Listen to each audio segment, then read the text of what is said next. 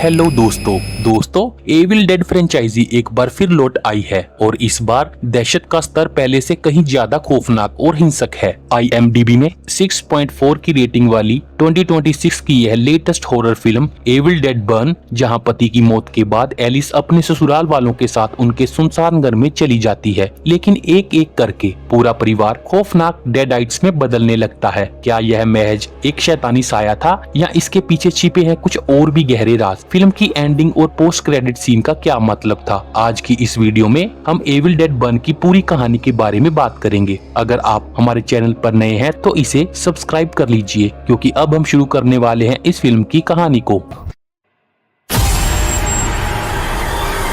Film की शुरुआत में कुछ फास्ट कट सीन दिखाए जाते हैं, जहां जोसेफ प्राइस नाम का एक लड़का अपने दादाजी डॉक्टर बेंजामिन प्राइस की रिसर्च लॉग्स और नोटबुक चेक कर रहा होता है। बेंजामिन की रिसर्च नेक्रोनोमिकॉन यानी बुक ऑफ डेड और डेडाइट यानी शैतान के कब्जे में आ चुके इंसानी शरीर पर आधारित थी। अपने नोट्स के जरिए बेंजामिन ने बताया था कि बुक ऑफ डेड कोई काल्पनिक कहानी नहीं है और सर्कल ऑफ वाइस मैन नाम के ग्रुप ने इसे ढूंढ निकाला था। बेंजामिन की चेतावनियों के बावजूद उन लोगों ने इस किताब के मंत्रों को पढ़ लिया, जिसके कारण शैतानों ने इंसानों पर कब्जा कर लिया। पूरी रिसर्च में सबसे खास बात यह थी कि बेंजामिन ने दुनिया भर में घूमकर एक खास कांडेरियन खंजर खोज निकाला था, जिससे पोजेस्ड डेडाइट्स मतलब वह इंसान जो अब शैतान के कब्जे में आ चुके हैं उनका खात्मा किया जा सकता था। उन्होंने इस खंजर को अपने घर में सील करके छुपा दिया था, क्योंकि उनका मानना था कि अगर यह सील टूट गई तो डेडाइट्स इसकी मौजूदगी को महसूस कर लेंगे और इसे हासिल करने जरूर आएंगे। जोसेफ ने अपने दादाजी के लोग्स की मदद से इस खंजर को ढूंढ निकाला था। दूसरी तरफ एक झील का दृश्य दिखाया जाता है, जहां जेरेड और लियो मछली पकड़ रहे थे। लियो को उसकी गर्लफ्रेंड का बार बार कॉल आ रहा था, इसलिए वह नाव को किनारे लगाकर बात करने जंगल की तरफ चला जाता है। लियो के जाने के बाद जेरेड के फिशिंग हुक में एक कटा हुआ सिर फंसता है। इससे पहले कि जेरेड कुछ समझ पाता, पानी से कई फिशिंग हुक्स निकलकर उसे जकड़ लेते हैं और पानी में खींच लेते हैं। लियो वापस आकर देखता है कि जेरेड झील के बीच में मदद के लिए चिल्ला रहा है। लियो तुरंत नाव लेकर उसके पास पहुंचता है, लेकिन जेरेड का चेहरा पूरी तरह बिगड़ चुका था। लियो जब उसे नाव पर खींचता है तो उसके हाथ सिर्फ जेरेड का आधा शरीर आता है, क्योंकि बाकी का हिस्सा कटकर पानी में ही रह गया था। तभी लियो को पानी में एक औरत दिखाई देती है, जो असल में एक डेडाइट थी। वह लियो को पानी में गिराकर पानी को उबाल देती है। लियो किसी तरह तैरकर बाहर तो निकल आता है, लेकिन बुरी तरह जलने की वजह से उसकी मौत हो जाती है। इसके बाद वह डेडाइट औरत वहाँ से निकलकर सड़क के बीच में आ जाती है, जहाँ एक कार उसे टक्कर मार देती है। इस सीन के बाद फिल्म की कहानी कुछ घंटे पीछे चली जाती है, जहां एक क्लब के अंदर 4 लोग विल, जोसेफ, एलिस और थिया मौजूद हैं। विल और जोसेफ सगे भाई हैं। एलिस विल की पत्नी है और थिया जोसेफ की गर्लफ्रेंड। यह क्लब विल का है और इसका हिसाब किताब एलिस संभालती है। जोसेफ वही लड़का है जिसे हमने फिल्म के शुरुआत में देखा था और जिसने अपने दादा की रिसर्च ढूंढ निकाली थी, और शायद उसी के खंजर की सील हटाने की वजह से डेडाइट्स फिर से जाग उठे थे। उस दिन जोसेफ का जन्मदिन था, इसलिए विल अपने भाई को $1000 का बहुत महंगा पेन गिफ्ट करता है। विल की पत्नी एलिस काफी शराब पीती थी और स्मोक करती थी, जो विल को बिल्कुल पसंद नहीं था।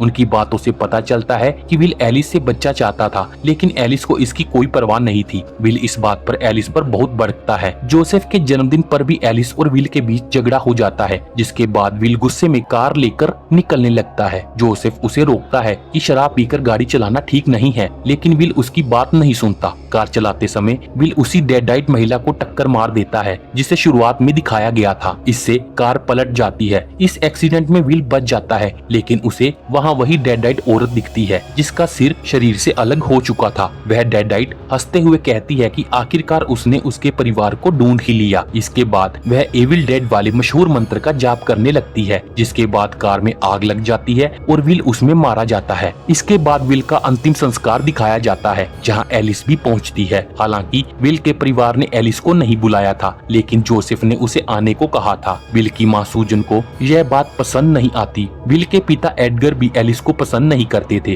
और उसकी दादी पोली की मानसिक हालत ठीक नहीं थी। उन्हें डिमेंशिया है, इसलिए वह अक्सर पुरानी यादों और अतीत में ही जीती हैं। अंतिम संस्कार के दौरान बाहर कंस्ट्रक्शन का काम चलने की वजह से काफी परेशानी होती है। विल की माँ सूजन विल की याद में कुछ कहती है, लेकिन एलिस विल के बारे में एक शब्द भी नहीं बोलती। कार्यक्रम खत्म होने के बाद जब विल के ताबूत को जलाने ले जाया जाता है तब एडगर उसे आखिरी बार देखने क्रीमेशन रूम में आते हैं। वहाँ मौजूद कर्मचारी उन्हें 5 मिनट का समय देता है। एडगर रो रहा होता है कि तभी उन्हें ताबूत के अंदर से खटखटाने की आवाज आती है। वह तुरंत ताबूत तोड़ देता है। ताबूत के अंदर से जला हुआ विल बाहर निकलता है जो अब एक डेडाइट बन चुका था। वह एडगर का हाथ जला देता है और इस दौरान एडगर के अंदर भी वही शैतानी आत्मा प्रवेश कर जाती है। इस हादसे के बाद पूरा परिवार घर लौटता है जहाँ एडगर का व्यवहार काफी अजीब होता है। वह चाकू से खुद पर हमला करने ही वाला था कि तभी एलिस उन्हें रोक लेती है। एडगर एलिस से कहते हैं कि वह यह बात उनकी पत्नी को ना बताए। डिनर टेबल पर एलिस बताती है कि वह मूल रूप से फ्रांस की है और वापस वही जाने का सोच रही है। इस पर सूजन गुस्सा हो जाती है कि फिर विल के क्लब को कौन संभालेगा। सूजन और एडगर कहीं ना कहीं विल की मौत का जिम्मेदार एलिस को ही मानते हैं। जोसेफ भी कहता है कि विल उस रात एलिस से झगड़ा करके ही गाड़ी लेकर निकला था। माहौल काफी तनावपूर्ण हो जाता है और सब एलिस को कोसने लगते हैं। तभी अचानक एडगर अपना आपा खो देते हैं और अपने पालतू कुत्ते मैक्स को मार डालते हैं। यह देखकर सब हैरान रह जाते हैं। इसके बाद एडगर एलिस पर झपटते हैं और जोसेफ को भी ताने मारते हैं कि विल ही उनका लायक बेटा था और जोसेफ तो किसी काम का ही नहीं है। इसी धक्का मुक्की में एडगर खुद भी घायल हो जाते हैं, जिसके बाद थिया और जोसेफ उन्हें कार में बिठाकर हॉस्पिटल ले जाते हैं। गाड़ी थिया चला रही थी। रास्ते में एडगर पूरी तरह शैतानी वश में आकर थिया पर हमला कर देते हैं। इस वजह से कार खेत में क्रैश हो जाती है। कार रुकने के बाद एडगर थिया पर हमला करते रहते हैं। जोसेफ अपनी बंदूक निकालकर अपने पिता पर तान तो देता है लेकिन ट्रिगर नहीं दबा पाता और थिया को वहीं छोड़कर भाग जाता है। इसके बाद एडगर किसी भयानक राक्षस की तरह कार की सीट का हेडसेट निकालकर थिया के सर के आर पार कर देते हैं, जिससे उसकी मौत हो जाती है। दूसरी तरफ सूजन और एलिस मिलकर कुत्ते मैक्स को दफनाते हैं और घर के अंदर आ जाते हैं। इसी बीच दादी पोली अपनी ही दुनिया में मस्त थी। वह पहले थिया पर पैसे चुराने का इल्जाम लगाती है, फिर एलिस को ही नहीं पहचानती और उन्हें लगता है कि विल अभी भी जिंदा है। डिमेंशिया की वजह से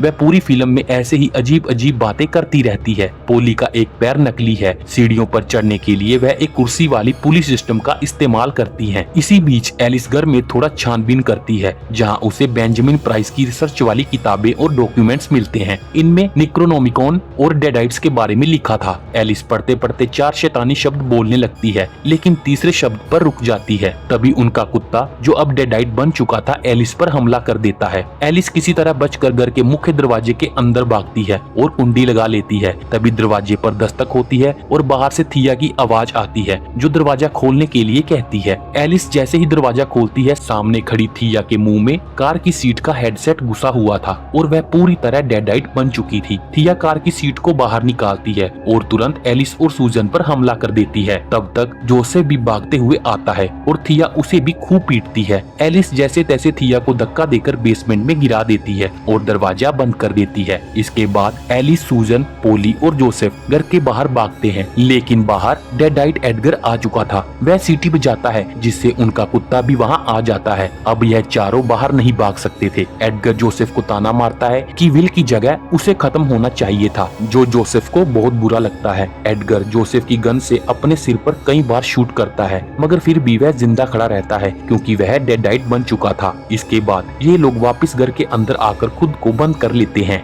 दूसरी तरफ थिया बेसमेंट का दरवाजा पीट पीट कर उसमें एक छेद बना देती है। उस छेद के जरिए पोली की थिया से बात होती है। पोली अपनी ही धुन में पुरानी बातें दोहराने लगती है कि क्या वह उसके पैसे वापस करने आई है। थिया चालाकी से हाँ कहकर पोली से दरवाजा खुलवा लेती है और आजाद होते ही घर में तेल छिड़कने लगती है ताकि उसे जला सके। एलिस उस पर हमला करने के लिए बढ़ती है लेकिन थिया छत से चिपक कर एलिस, जोसेफ और सूजन तीनों को पीट देती है। दादी अपनी सीढ़ियों वाली लिफ्ट कुर्सी से आराम से बैठकर ऊपर जाने लगती है। जोसेफ थिया को कटर दिखाकर डराने की कोशिश करता है तो थिया उसे ताना मारती है कि तुम कार में अपने बाप से मेरी रक्षा नहीं कर सके और अब मुझ पर हमला कर रहे हो। फिर वह जोसेफ को डिशवॉशर के नुकीले बर्तनों पर गिरा देती है जिससे उसे चोट आती है। बचाव में जोसेफ थिया की गर्दन में कॉर्क स्क्रू घोंप देता है। इसके बाद थिया दादी के पास जाकर उनके नकली दांत अपने मुंह में रख लेती है और फिर वापस दादी को पहना देती है। इससे दादी अब शैतान के वश में आ जाती है। तभी एलिस पीछे से दादी के नकली पैर से थिया पर हमला करती है। थिया के गिरते ही जोसेफ डिशवॉशर के टूटे हुए हिस्से से थिया के सर को कुचलकर उसे खत्म कर देता है। इसके बाद सूजन दादी को उनके कमरे में ले जाती है जहां दादी भी पोजेस्ड होकर डेडाइट बन जाती है। दादी सूजन को प्यार से बेटी कहकर इमोशनल कर देती है और बहका कर खिड़की खुलवा लेती है। खिड़की से एडगर अंदर आकर सूजन को किस करता है, जिससे सूजन भी शैतान के वश में आ जाती है। फिर सूजन जोसेफ को समझाने लगती है कि अगर वे खंजर डेडाइट्स को लौटा दे तो वे चले जाएंगे। जोसेफ समझ जाता है कि उसकी माँ शैतान के वश में आ चुकी है। वह कहता है कि आपके कहने पर ही उसने दादाजी का सामान फेंका था। हालांकि सच यह था कि जोसेफ ने दादाजी की रिसर्च और सामान अटारी में छुपा कर रखा था और यह बात वह एलिस को बता चुका था। असल में सूजन अपने पिता से नफरत करती थी क्योंकि वे सिर्फ अपनी रिसर्च में उलझे रहते थे और परिवार को संभालते नहीं थे, इसलिए वह उनकी रिसर्च को अजीब मानती थी। लेकिन जोसेफ एक राइटर था और अपनी किताब के लिए दादाजी की रिसर्च खंगाल रहा था। उसी चक्कर में उसने खंजर को अनसील कर दिया था, जिससे यह राक्षस इस परिवार के पीछे पड़ गए थे क्योंकि इसी खंजर से इन्हें खत्म किया जा सकता था। जोसेफ अपनी माँ को खंजर के बारे में नहीं बताता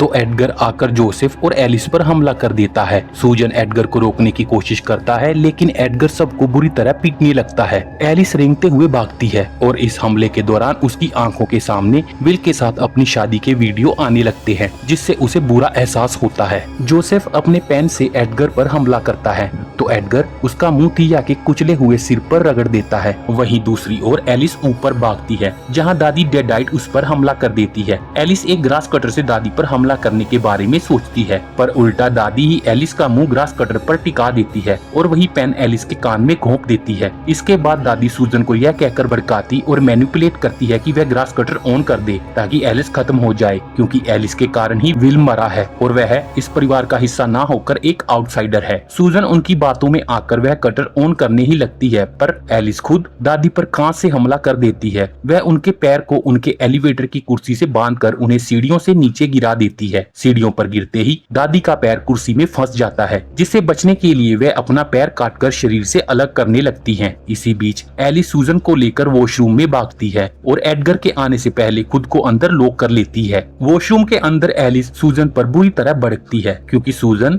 अपने बेटे विल से कुछ कम नहीं थी। एलिस खुलासा करती है कि विल हमेशा उसके साथ मारपीट करता था, यहाँ तक कि एक बार उसने एलिस को इतना मारा था कि उसके पेट पर कोई गर्म चीज गिर गई थी, जिसका निशान आज भी मौजूद है। इसके बावजूद एलिस ने सूजन की जान बचाई, जिसके लिए सूजन को उसका शुक्रगुजार होना चाहिए था। एलिस अपने कान से पेन निकालती है जबकि सूजन चुपचाप वहीं खड़ी रहती है। इसके बाद एलिस ग्रास कटर से छत काटने लगती है क्योंकि ऊपर एटिक था और वहीं वह कैंडेरियन खंजर छुपा हुआ था। यह बात जोसेफ ने एलिस को पहले ही बता दी थी। उधर एडगर खंजर की लोकेशन का पता लगाने के लिए जोसेफ को बहुत बुरी तरह से मारता है। इसी बीच सूजन भी डेडाइट के वश में आ जाती है और एक गर्म पाइप से अपना चेहरा पूरी तरह खराब कर लेती है। इसके बाद वह अचानक एलिस पर हमला कर देती है। दोनों के बीच में भारी हाथापाई होती है, जिसके अंत में एलिस किसी तरह सूजन से जान बचाकर ऊपर एटिक में चढ़ जाती है। सूजन भी उसके पीछे पीछे ऊपर आने की कोशिश करती है, लेकिन एलिस उस पर हमला करके उसे नीचे गिरा देती है। अब एलिस एटिक में खंजर ढूंढने लगती है, लेकिन वहाँ कई खंजर मौजूद थे और उसे यह नहीं पता था कि इनमें से असली कैंडेरियन खंजर कौन सा है। तभी छत के छेद से जोसेफ एटिक में आता है, जो अब खुद एक डेडाइट बन चुका था। एलिस एक एक करके खंजरों से उस पर हमला करती है, पर ज्यादातर गलत खंजर होने के कारण जोसेफ को कोई असर नहीं होता। आखिरकार एलिस को असली खंजर मिल जाता है और जैसे ही वह उससे जोसेफ पर हमला करती है, जोसेफ पर से शैतान का असर खत्म हो जाता है। उसके असली इंसान के रूप में आते ही बहुत ज्यादा लगी चोटों के कारण जोसेफ वहीं दम तोड़ देता है। इसके बाद एलिस एटिक की छत के रास्ते से घर से बाहर निकलती है, जहां सूजन और एडगर उसके पीछे आ पहुंचते हैं। हाथापाई के दौरान एलिस के हाथ से खंजर नीचे गिर जाता है। एलिस फायर प्लेस के रास्ते वापस घर के अंदर घुसती है और ऊपर से उसके पीछे आ रही सूजन को ग्रास कटर से खत्म कर देती है। इसके बाद वह घर में आग लगा देती है, जिससे एडगर भी जलकर भस्म हो जाता है। तभी एक सीटी की आवाज पर एडगर का डेडाइट कुत्ता एलिस पर हमला कर देता है। एलिस खंजर का इस्तेमाल करके उसे भी मार देती है। ऐसा लगता है कि एलिस ने सबको खत्म कर दिया है, मगर तभी उसके सामने जलता हुआ विल आता है, जो अभी भी एक डेडाइट के रूप में जिंदा था। विल एलिस को टोंट मारते हुए कुछ गंदी बातें बोलता है कि वह उसे बच्चा नहीं दे सकी और उसे पिटना पसंद था। एलिस तुरंत खंजर उठाकर वहाँ से भागती है और पास के एक कंस्ट्रक्शन साइट में छिप जाती है। विल उसका पीछा करते हुए वहाँ पहुँचता है और उस पर हमला कर देता है। एलिस एक रेडियो डिवाइस से मदद बुलाने की कोशिश करती है, लेकिन उसमें उसका वेडिंग सॉन्ग बजने लगता है। यह गाना पूरी फिल्म में कई बार बजता है, जो एलिस के कड़वे वैवाहिक जीवन के ट्रॉमा को ट्रिगर कर देता है। विल एलिस को धक्का देकर एक गहरे गड्ढे में गिरा देता है, जहाँ उसके पैर में एक लोहे की रोड घुस जाती है। इसके बाद विल गड्ढे में सड़क बनाने वाला गर्म काला लिक्विड भरने लगता है ताकि एलिस उसमें में डूबकर मर जाए। विल एलिस से खंजर के बारे में पूछता है। असल में वह खंजर गड्ढे के बाहर ही गिरा हुआ था, लेकिन एलिस ऐसा नाटक करती है कि जैसे खंजर उसी के पास है। वह एक नकली खंजर जैसी कोई चीज उठाकर दूर टावर की तरफ फेंक देती है। विल उस नकली खंजर को लेने के लिए टावर की तरफ बढ़ता है और इसी मौके का फायदा उठाकर एलिस अपना पैर रोड से निकाल लेती है। वह एक ड्रिल मशीन से विल पर हमला करके उसे नीचे गिरा देती है और खुद गड्ढे से बाहर निकल आती है। इसके बाद वह बाहर पड़े असली खंजर को उठाकर गड्ढे से बाहर निकलने की कोशिश कर रहे विल की गर्दन पर वार करती है, जिससे विल आखिरकार खत्म हो जाता है। विल के मरते ही एलिस को कुछ पलों के लिए उसका असली रूप का एहसास होता है और वह याद करती है कि वह कितने जहरीले रिश्ते में फंसी हुई थी, पर अब वह पूरी तरह आजाद हो चुकी थी। एलिस अपने हाथों से जले हुए विल की खोपड़ी को कुचल देती है, जिससे उसका डेडाइट रूप हमेशा के लिए समाप्त हो जाता है। इसके बाद एलिस रेंगते हुए कंस्ट्रक्शन साइट से बाहर निकलती है, जहां पुलिस और मेडिकल टीम आ चुकी थी। एलिस मेडिकल लेडी से एक सिगरेट मांगती है और जब वह लेडी पूछती है कि उसके साथ यह सब किसने किया, तो एलिस शांत भाव से कहती है कि उसके एक्स हस्बैंड ने उसका यह हाल किया और यहीं पर यह फिल्म खत्म हो जाती है। फिल्म में एक मिड क्रेडिट और एक पोस्ट क्रेडिट सीन भी है। मिड क्रेडिट सीन में दिखाया जाता है कि डेडाइट दादी अभी भी जिंदा बच गई है और वह रेंगते हुए सड़क पर आगे बढ़ रही है। तभी जीप में एक लेडी उनकी मदद करने आती है, लेकिन दादी उस पर हमला करके उसके पैर छील देती है, जिसका मतलब है कि शैतान अब इस लेडी को पोजेस करके नई डेडाइट बनाएगा। इसके बाद वे फिर से एलिस के पीछे आएंगे, क्योंकि एलिस के पास वही कैंडेरियन खंजर था। पोस्ट क्रेडिट सीन में उसी फ्यूनरल होम का सीन दिखाया जाता है जहां विल के फाइनल राइट्स हुए थे। वहां फ्यूनरल होम की ओनर अपनी बेटी के साथ उन ओनर्स को कलेक्ट कर रही थी जिनमें जलाए गए लोगों की राख रखी जाती है, जिन्हें लेने उनके परिजन कभी वापस नहीं आए। तभी बाहर बेल बजती है और वह लेडी बाहर देखने चली जाती है। कमरे में मौजूद बच्ची ओनर्स पर लिखे नाम पढ़ने लगती है, जो थे क्रिस्टोफर ली रॉय और एली बिक्सलर। एली पिछली एविल डेड मूवी की मम्मी है। बच्ची को आईने में एली दिखती है और अगले ही पल डेडाइट एली बच्ची को खत्म कर देती है। तो दोस्तों, यह थी एविल डेड 1 की पूरी कहानी। अगर आपको यह एक्सप्लेनेशन पसंद आई हो तो वीडियो को लाइक जरूर करें। अपनी राय और थ्योरीज नीचे कमेंट में शेयर करें। क्या आपको लगता है कि डेडाइट्स का यह खौफ यहीं खत्म हुआ है या कहानी में कोई और नया मोड़ आने वाला है? ऐसे ही और भी फिल्मों के डिटेल्स, एक्सप्लेनेशन, हिडन डिटेल्स और हॉरर थ्योरीज को देखने के लिए चैनल को सब्सक्राइब करें और बेल आइकन दबाना ना भूलें। तो मैं मिलता हूँ आपसे नेक्स्ट वीडियो में। Thank you.